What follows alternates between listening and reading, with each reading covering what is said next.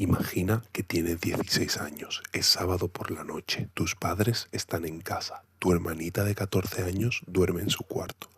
Todo parece tranquilo, hasta que tú mismo decides que esa noche va a ser la última para los tres. El 1 de abril del año 2000, en Murcia, un adolescente de 16 años tomó una katana, una espada japonesa de hoja curva que había comprado obsesionado por un videojuego, y asesinó a su padre, a su madre y a su hermana menor con una frialdad que dejó atónitos a investigadores, jueces y psiquiatras durante años. No hubo robo, no hubo forcejeo, no hubo ningún motivo que la mente racional pudiera comprender del todo. Solo sangre, silencio y un chico que después de hacerlo se fue a la cama. Este es el caso de José Rabadán Pardo, el parricida de la katana, y te garantizo que cuando termine este vídeo vas a tener muchas más preguntas que respuestas. Para entender lo que ocurrió aquella noche, primero hay que entender quién era José Rabadán Pardo, y la respuesta en apariencia era sencilla: un chico normal. José nació en 1983 en Murcia, era el mayor de dos hermanos. Su familia, el padre José Rabadán, la madre Asunción Pardo y su hermana pequeña Natalia, vivían en un piso de la capital murciana, una familia de clase media, sin historial de violencia, sin conflictos graves documentados que llamaran la atención de vecinos o profesores. José era un estudiante con rendimiento académico discreto, no destacaba especialmente, pero sí tenía una pasión que lo consumía cada vez más: los videojuegos de rol japoneses. En particular estaba obsesionado con la saga Final Fantasy, especialmente con el personaje Squall Leonhardt, protagonista de Final Fantasy VIII, un guerrero frío, solitario, armado con una espada especial llamada Gunblade. Esta obsesión no era solo lúdica. José se había sumergido en ese mundo de una forma que las personas cercanas a él describían después como casi total. Se identificaba profundamente con el personaje, adoptaba su actitud distante, su frialdad emocional como una especie de escudo, y en algún momento compró una katana, una espada real, de hoja afilada. Lo que pasaba dentro de aquella familia, lo que generaba tensión o conflicto, nunca quedó completamente claro. En el juicio posterior se habló de una relación difícil con su padre, de discusiones, de un ambiente que no era idílico, pero nada, absolutamente nada, hacía prever lo que estaba a punto de suceder, porque los vecinos lo describían como un chico callado, reservado, que no daba problemas. Esos son siempre los peores casos. Era sábado, 1 de abril del año 2000, el Día de los Inocentes anglosajón. En Murcia esa noche era una noche cualquiera. José Rabadán tenía 16 años, su hermana Natalia 14. No sabemos exactamente qué desencadenó lo que ocurrió esa noche. No hubo un testigo, no hubo una llamada de emergencia desde dentro. Lo que los investigadores pudieron reconstruir después, a partir de las evidencias forenses y las propias declaraciones del chico, fue una secuencia de hechos que todavía hoy resulta difícil de procesar. En algún momento de esa noche, José cogió la katana. Primero fue hacia su padre, José Rabadán, el hombre que le había dado su nombre, que lo había criado, que se dormía en su propia cama en su propio hogar. Fue el primero en recibir la cuchillada, murió en el interior del piso. Después fue hacia su madre, Asunción, ella también murió en el domicilio familiar. Y después fue hacia el cuarto de Natalia, su hermana de 14 años. Natalia también murió esa noche. 3 miembros de una familia en el mismo piso, en cuestión de minutos. Y cuando todo terminó, cuando el silencio volvió a instalarse en el apartamento convertido en escena del crimen, José Rabadán hizo algo que los investigadores tardaron tiempo en creer: se fue a dormir. O al menos eso es lo que él mismo relató después. Se quedó en la casa con ellos.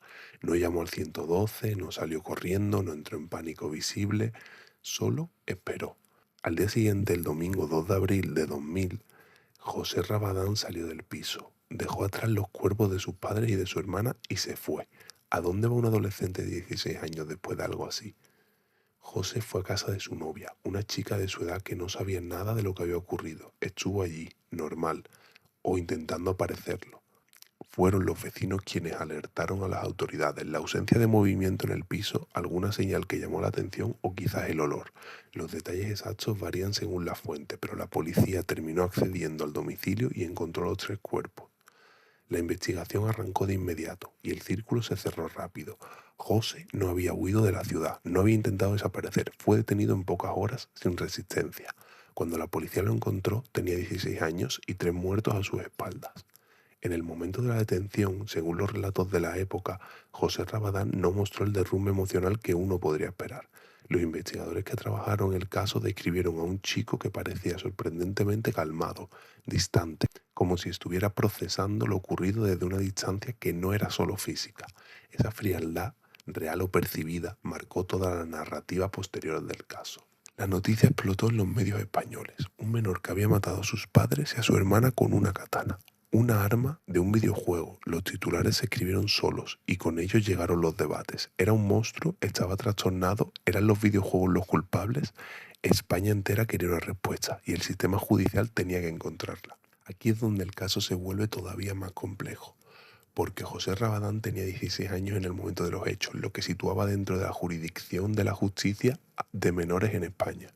La Ley Orgánica de Responsabilidad Penal de Menor, la conocida como LORPM, había entrado en vigor precisamente en enero del año 2000, apenas 3 meses antes del crimen. Era nueva, era polémica y el caso Rabadán iba a convertirse en uno de los primeros grandes tests.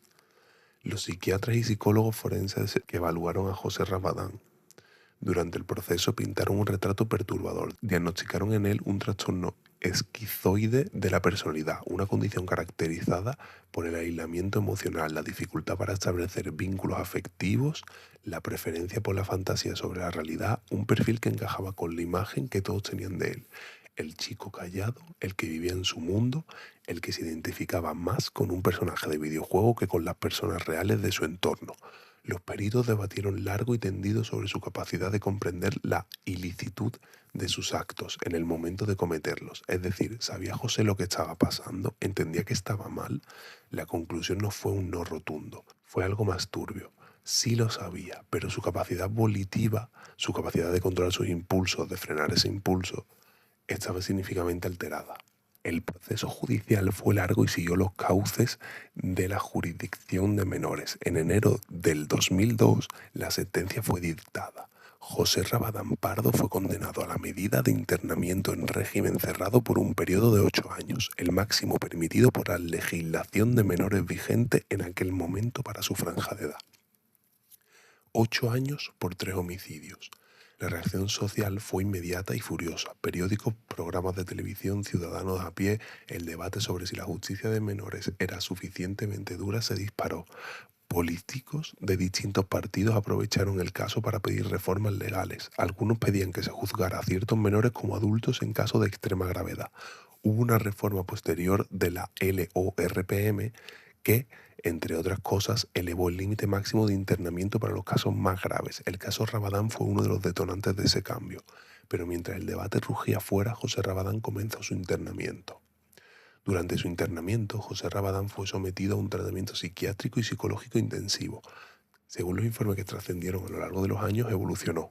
Participó en los programas de rehabilitación. Mostró lo que los técnicos describían como una progresiva conciencia del daño causado. No hubo incidentes violentos durante el internamiento. En 2007, José Rabadán fue puesto en libertad. Habiendo cumplido su condena íntegra dentro del sistema de menores, tenía 23 años. En 2007, José Rabadán fue puesto en libertad. Había cumplido su condena íntegra dentro del sistema de menores. Ya tenía 23 años. Su salida generó una nueva oleada mediática. ¿Dónde iba a vivir? ¿Quién iba a hacerse cargo de él? ¿Estaba realmente rehabilitado? Las preguntas se acumulaban sin respuesta pública clara, porque a partir de ese momento y con toda la lógica del mundo, el sistema trató de proteger su identidad y facilitar su reinserción. Lo que sí trascendió a través de entrevistas y reportajes publicados en años posteriores, principalmente en medios españoles, fue que José Rabadán había comenzado a elaborar de alguna forma lo que había hecho. En declaraciones recogidas por periodistas que tuvieron acceso a él en distintos momentos, José habló de arrepentimiento, de la dificultad de cargar con lo que había hecho, de la conciencia de que 3 vidas, las de las personas que más cerca habían estado de él, habían sido truncadas por su mano. Habló también de los videojuegos, y aquí la narrativa se complica porque José dijo en algún momento que en aquella época él vivía en una especie de disociación de la realidad, en la que las fronteras entre la fantasía y el mundo real se habían difuminado de una forma patológica. Eso no es una excusa, eso es una explicación parcial de una mente adolescente gravemente perturbada. El debate sobre si los videojuegos causaron los asesinatos es un debate que los expertos han respondido con contundencia. No, Los videojuegos no convierten a nadie en asesino. Lo que el caso Rabadán ilustra es algo diferente y mucho más perturbador que una psicopatología severa, no detectada ni tratada a tiempo. Puede llevar a consecuencias devastadoras y que un adolescente con ese nivel de disociación necesitaba ayuda mucho antes de aquella noche de abril. Los expertos que estudiaron su caso, y son muchos, porque se convirtió en referencia en la psicología forense española, coincidieron en que los signos del trastorno estaban presentes antes del crimen. El aislamiento extremo, la incapacidad para conectar emocionalmente, la identificación patológica con personajes de ficción como sustitutos de vínculos reales, señales que pasaron desapercibidas o que no fueron tomadas con la suficiente seriedad. El caso de José Rabadán lleva más de 25 años resonando en la memoria colectiva española, no porque sea el crimen más elaborado ni el más misterioso en términos de autoría. El culpable fue identificado desde el primer momento. Lo que hace que este caso permanezca en la mente de quienes lo estudian es la pregunta que no tiene respuesta fácil. ¿Cómo llegó un chico de 16 años a ese punto? Natalia Rabadán tenía 14 años cuando murió, 14. No había terminado la secundaria, no había vivido casi nada y el hombre que la mató era su hermano mayor. Sus padres tenían una vida entera por delante, una familia, un hogar, 3 vidas borradas en una sola noche. El sistema de menores hizo lo que pudo con lo que tenía. La condena fue la máxima legal posible. El tratamiento, según los informes, fue efectivo en términos de control del riesgo. José Rabadán cumplió su condena y salió en libertad como la ley establecía. ¿Es eso justo? Depende de qué entiendas por justicia. Para muchas personas, y es una postura perfectamente comprensible, 8 años no son suficientes por 3 vidas. Para el sistema legal se aplicaron las herramientas disponibles para un menor con un trastorno grave documentado. No hay aquí una respuesta que deje satisfecha la razón ni el corazón. Lo que sí podemos sacar de este caso, si queremos que tenga algún valor más allá del horror, es una conclusión. Los adolescentes con señales claras de aislamiento patológico, de desconexión emocional severa, de pérdida de contacto con la realidad, necesitan intervención profesional urgente, no cuando el problema explota, antes, mucho antes, porque cuando la katana ya está en la mano ya es demasiado tarde. Y con eso llegamos al final de este caso, uno de los que más me ha impactado personalmente, por la complejidad que hay detrás de lo aparentemente simple. Si este vídeo te ha aportado algo, si has aprendido, si te ha hecho reflexionar, si te ha mantenido pegado a la pantalla desde el principio, ya sabes lo que necesito de ti. Un like, que cuesta 0 segundos y ayuda muchísimo al canal. Suscríbete si todavía no lo has hecho y activa la campanita para que no te pierdas ningún caso nuevo. Cada semana hay varios vídeos que merecen ser contados con rigor y con respeto. Y ahora te hago una pregunta. ¿Cuál debería ser el siguiente caso? ¿Quieres que nos adentremos en otro crimen que marcó España o prefieres saltar un caso internacional que te haya llamado la atención? Déjamelo en los comentarios. Leo siempre todos. Hasta la próxima y cuídate.